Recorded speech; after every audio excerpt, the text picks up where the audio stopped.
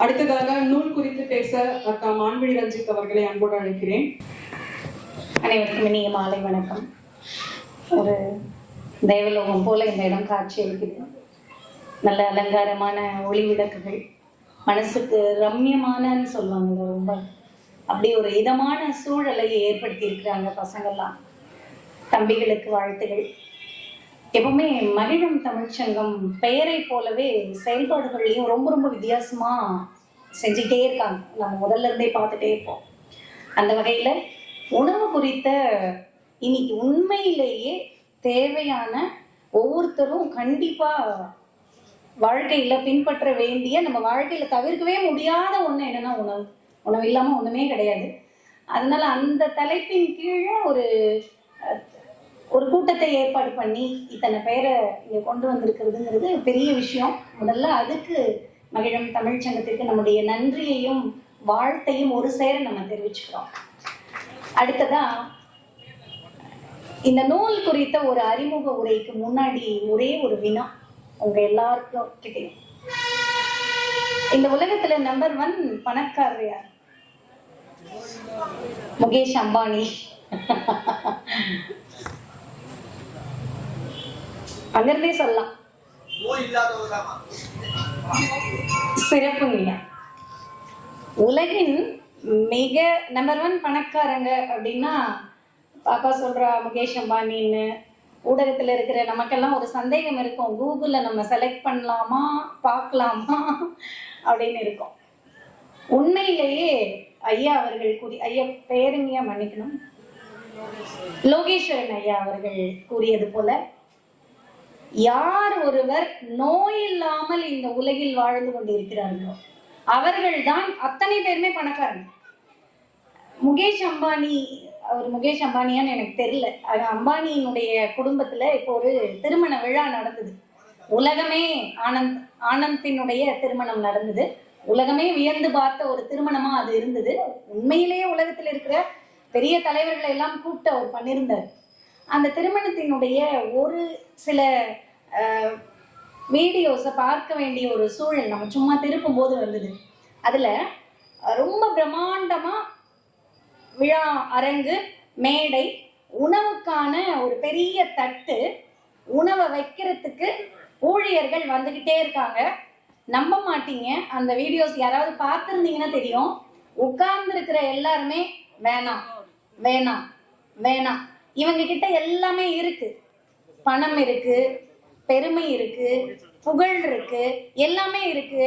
ஆனால் அவர்கள் விரும்பிய உணவை சாப்பிட முடியுதான்றது மிகப்பெரிய கேள்வி.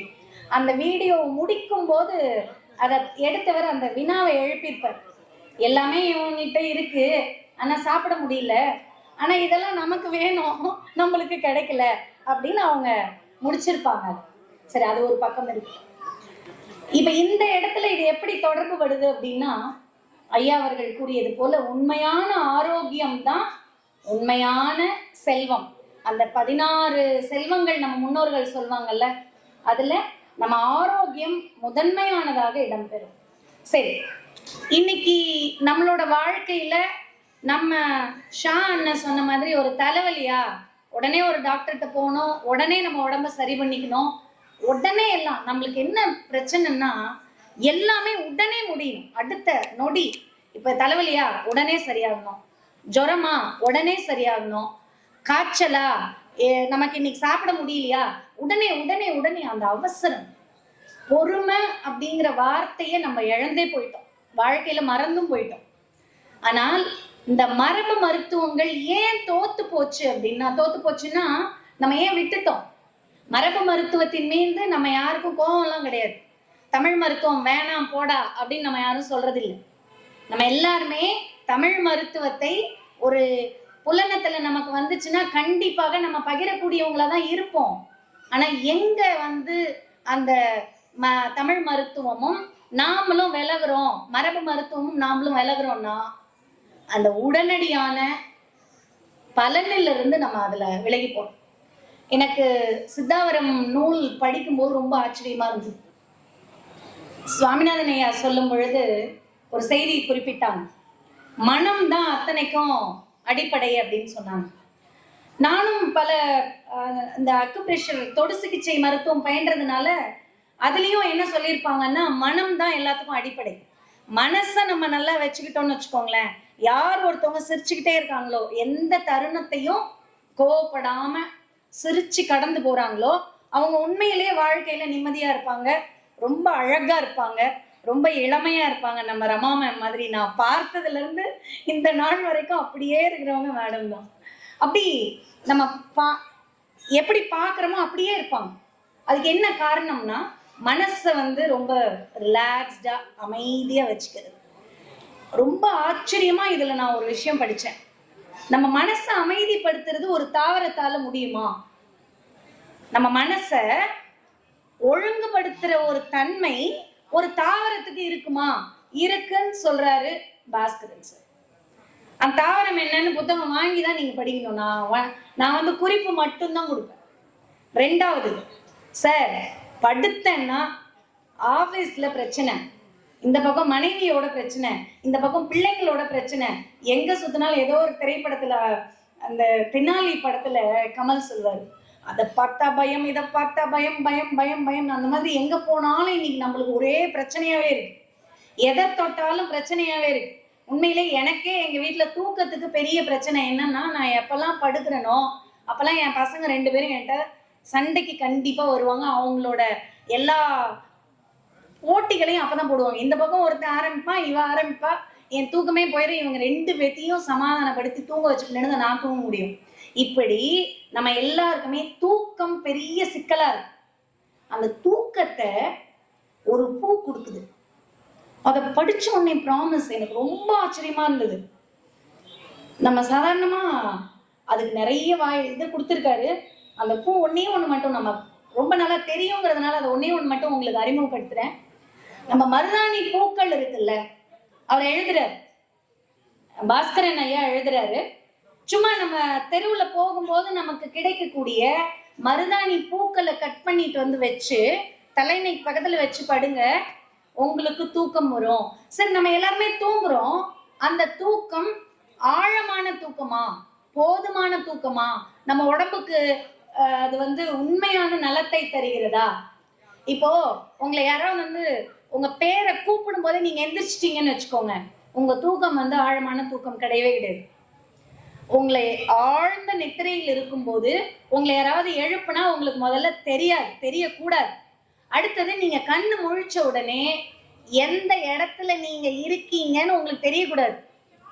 நீங்க கரெக்டா நம்மலாம் என்ன பண்ணிடுவோம், கண்ணை திறக்கும் போதே நம்ம பெட்ல தான் நம்ம இருக்கோம், இந்த இடத்துல தான் இருக்கோம்னு நம்மளால என்ன பண்ண முடியும், கண்டுபிடிக்க முடியும். அப்ப என்ன அர்த்தம்னா, நம்ம யாருமே ஆழ்ந்த தூக்கத்துல இல்லைன்னு அர்த்தம்.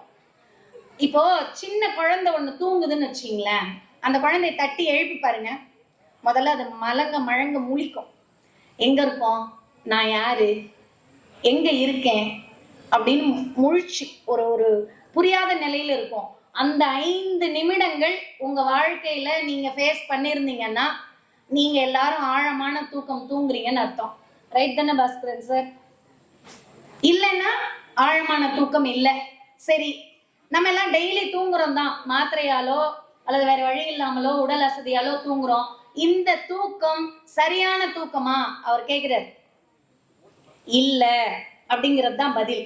எப்போ சரியான தூக்கம் நமக்கு கிடைக்கும், பதில் கொடுக்குறார். இப்ப நான் உங்களுக்கு சொன்னேன்ல, சாதாரண மருதாணி பூக்களே உங்களுக்கு நல்ல தூக்கத்தை வரவழைக்கும். இது ஒரு சின்ன விஷயம், நம்ம அதை கடைபிடிச்சோம்னா போதும். என்னை அறிந்தவர்களுக்கு தெரியும், கடந்த ஒரு 6-7 மாதங்களா வெவ்வேறு உணவு முறைகளின் மூலமாக என்னுடைய உடல் நோய்களை நான் சரிப்படுத்திக்கிட்டே இருக்கேன். என்னோட பெண் பிறந்த போது, அவ பிறந்து இப்ப வளர்ந்து சுத்திட்டு இருக்கா இங்க, அவ பிறந்த போது என்னுடைய இனப்பெருக்க உறுப்பான கர்ப்பப்பையில வெட்டி அவங்க எடுத்ததுல அந்த உள்ள அவ்வளோ புண்ணு. இப்ப நான் உணரும் போது எனக்கு தெரியும், நான் அப்படி திரும்பி படுத்தேன்னா சுரீர்னு ஒரு வலி நான் உணர்ந்திருக்கேன். அதுக்காக தான் அந்த தொடு சிகிச்சையை நான் படிக்க போனேன். பல்வேறு கடுமையான சூழலிலும் கூட அந்த சிகிச்சை நான் ஏன் படிச்சேன்னா, என்னுடைய உடல் நோயை முதல்ல நான் தெரிஞ்சுக்கணும், என்னுடைய உடல்ல என்ன இருக்குன்னு நான் தெரிஞ்சுக்கணும். ஒரு அம்மாவா நான் அதை கத்துக்கவும், உண்மையிலேயே என்னுடைய குழந்தைகளை கூட கூப்பிடுறேன். நான் இந்த மருத்துவத்தை மீறி வெளியில வந்துட்டு வெளி மருத்துவத்தை தாண்டி வரணும், அந்த அலோபதி மருத்துவத்துல இருந்து வெளியில. ஏன்னா அதை சாப்பிட்டு நான் என்னெல்லாம் ஆனேன்னு எனக்கு தெரியும். என்னை வந்து மருத்துவர் என்ன சொல்லிட்டாங்கன்னா, உங்க குழந்தை கையில கொடுக்குறாங்க, இந்த குழந்தைய வந்து நீங்க தூக்கவே கூடாதுன்ட்டாங்க. குழந்தைய தொடக்கூடாது, தூக்கக்கூடாது, சேர் மேல மட்டும்தான் நீங்க உட்காரணும். சீனி கார்த்திகேயன் ஐயா என்னை பார்க்கும் போதெல்லாம் கேட்பாரு, எப்படி இருந்து நீங்க இப்படி ஆயிட்டீங்களே மான்விழி பேராசிரியர், ஏன் இப்படி இருக்கீங்க? கண்ணமெல்லாம் நல்ல பப்ளியா இருக்கும், எனக்கு ஆள் நல்ல சைஸா இருப்பேன், நல்ல ரெண்டு மான்விழி இருக்க மாதிரி அப்ப இருப்பேன். அப்படி இருந்த நான் இந்த மருத்துவம் அந்த மாத்திரைகள்லாம் சாப்பிட்டு என்னால இயங்கவே முடியாம போயிருச்சு. மருந்துகளை எடுத்து எடுத்து எடுத்து அவங்க கொடுத்ததெல்லாம் சாப்பிட்டு சேர் மேலதான் உட்காரணும், நீங்க கீழே உட்காரக்கூடாது, உங்க குழந்தைய தூக்க முடியாது. 2 குழந்தைங்க, எனக்கு வயசு சின்ன வயசு, ஒரு 30கள்ல இருக்கேன் நான். ஒரு மருத்துவர் எனக்கு இப்படி அறிமுகப்படுத்தி வீட்டுக்கு அனுப்பிச்சு வைக்கிறாங்க. ஏண்டா வாழணும்னு தோணிடுச்சு எனக்கு. அப்பதான் நான் முடிவெடுத்தேன், அவங்க என்னெல்லாம் சொல்றாங்களோ அதெல்லாமே நம்ம செய்யறோம். நம்ம உடம்பு முதல்ல அது என் பேச்சை கேட்கணும். என் பிள்ளைய வளர்க்கறதுக்கு இந்த உடம்பு தகுதி இல்லைன்னா இந்த உயிர் வாழ்றது பயன் இல்லை. என்னை நம்பி ஒரு உயிர் வந்துருச்சு, அப்ப அந்த உயிரை நம்ம தானே பாதுகாக்கணுங்கிற உணர்வுலதான் அந்த மருத்துவத்தையே நான் போய் கத்துக்கிட்டேன். அப்படி கத்துக்கும் பொழுதுதான் நிறைய விஷயங்கள் எனக்கு தெரிய ஆரம்பிச்சு. இப்போ என் குழந்தைக்கு வந்து ஜுரம் அடிக்குதுன்னு வச்சிங்களேன், ஒண்ணுமே செய்ய மாட்டேன், உணவே கொடுக்க மாட்டேன். என்ன பண்ணுவேன்னா, அது என்ன கேக்குதோ, இப்ப ஐயா சொன்ன மாதிரி அது என்ன கேக்குதோ, எப்பயாவது விரும்பி ஒரு தோசை வேணுமான்னு கேட்பா. நான் செய்யற ஒரே வேலை என்னன்னா, கல்லூரிக்கோ அலுவலகத்துக்கோ லீவ் போட்டுட்டு என் பொண்ணு கூடவே இருப்பேன். அவ்வளவுதான் நான் செய்யறது. வேற எந்த மருத்துவமும் என் குழந்தைக்கு நான் பார்க்கவே மாட்டேன். வேணும்னா கூப்பிடுறேன், அப்படியே அவளை கூப்பிட்டு கேட்டு பாருங்க, சாதனா இங்க நான் அவளுக்கு ஒரு ஜுரம் அடிக்குதுன்னு வச்சுக்கோங்களேன், சிம்பிளா நான் என்ன செய்வேன்னா, அவளுக்கு என்ன கேக்குறாளோ கம்முன்னு படுக்க வச்சுடுவேன். தலை வலிக்குதுன்னுவா, உடம்பெல்லாம் நடுங்குதும்பா, என்னென்னவோ சொல்லுவா, கூடவே பயணிப்பா. அவ்வளவுதான். உனக்கு ஜுரம் அடிச்சா அம்மா என்ன செய்வேன்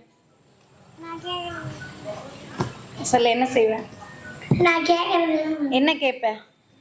கஞ்சி ஆவி பிடிக்கும், அவ்வளவுதான். சரியா 2 நாள். இதை வந்து உண்மையாவே சொல்றேன். என்னுடைய பொண்ணுக்கு வயது 10, அதிகபட்சம் ஒரு 10 முறை அவளுக்கு ஜுரம் வந்திருக்கலாம். இந்த மருத்துவத்தை நான் பின்பற்றுறதுனால அவளுக்கு எந்த விதமான தடுப்பு ஊசிகளையுமே நான் பயன்படுத்தினதே இல்லை. ஒரு முறை வந்து 24 முறை அவளுக்கு பேதியாச்சு ஒரு நாளைக்கு. பக்கத்து வீட்டுல எங்க அண்ணனுங்க 4 பேர் நாங்க ஒன்னா வீடு கட்டியிருக்கோம். அவங்க தாய் மாமா மாதிரி 3 பேரும் கொந்தளிச்சு கிளம்பி வந்துட்டாங்க, நீ என்ன மனுஷியாமான அப்படின்னு கேட்டு. அப்பதான் அந்த மருத்துவத்தை நம்ம முழுமையா கத்துக்கிட்டு பதில் அவங்களுக்கு கொடுக்கணும்ல. 24 முறை ஒரு குழந்தைக்கு வந்து பேதி ஆகுது அப்படின்னா எப்படி நீ அந்த பிள்ளைய விட்டு வைக்கிறேன்னு கேட்டாங்க. ஆஸ்பத்திரிக்கு உடனே கூப்பிட்டு போகணும்னு சண்டை. அப்ப நான் சொன்னேன், என் பொண்ணு ஹாஸ்பிட்டல்ல முடியாம இருக்கிறான்னா நம்ம வந்து இத நிறுத்திக்கலாம், இல்லைன்னா அவ அப்படியே இருக்கட்டும்னு சொல்லி ஒரு வாரம் தொடர்ந்து அப்படியே கம்மியாயி இயல்பான நிலைமைக்கு வந்துட்டான். இது எல்லாமே சாத்தியம் எதனால அப்படின்னா, இவர் எழுதியிருக்கிற இந்த சித்தா வரம், இந்த நூல்களில் இருக்கக்கூடிய சம்பவங்கள் தான் என்னுடைய வாழ்வியலில் நான் பின்பற்றிய சம்பவங்கள். அதனால எல்லாருமே இந்த நூல்களை கண்டிப்பா, ஒவ்வொரு குடும்ப தலைவியும் கண்டிப்பா படிக்கணும். ஒரு தலைவி, பாரதிதாசன் சொல்வது போல, ஒரு தலைவி படிச்சுட்டாள்னா அந்த குடும்பத்துக்கே, அடுத்து அந்த தலைமுறைக்கே போயிடும். தலைவர் படிக்கிறத விட தலைவி படிக்கிறது ரொம்ப நல்லது.